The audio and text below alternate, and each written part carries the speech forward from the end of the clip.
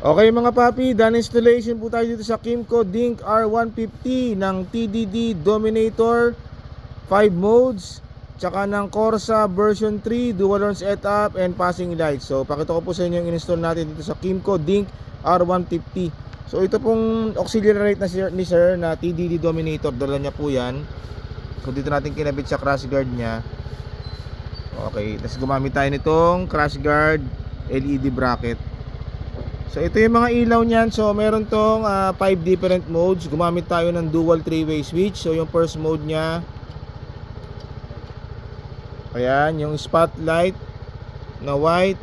Second mode, flood wide beam na yellow. Third mode, wide beam na white. Fourth mode, pagsasabayin natin yung flood yellow tsaka spot white. Kasi yung panglimang mode niya, all white. Okay, flood white, spot white. So pakita ko sa inyo yung ilaw niya, TDD Dominator. So dala po ng customer to. Yung spot muna tayo. Okay, ito yung spot lang, yung dalawang bilog, off, flood.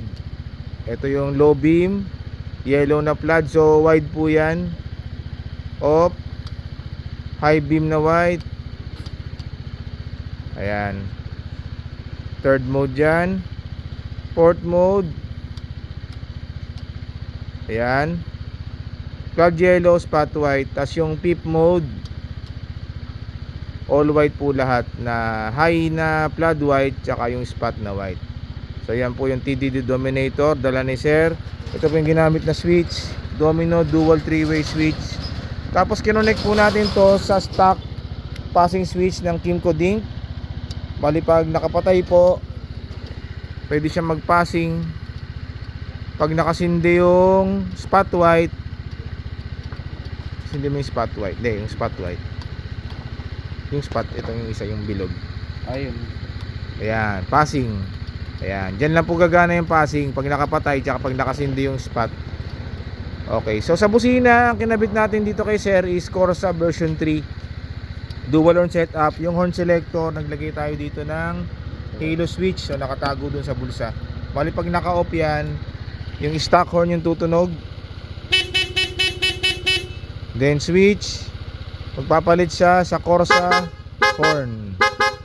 Ulit stock, Corsa horn. Okay mga papi, so kung nagustuhan nyo po yung ganitong setup para sa Kymco Dink R150, punta lang po sila dito sa Scooteristas online shop. Maraming salamat po.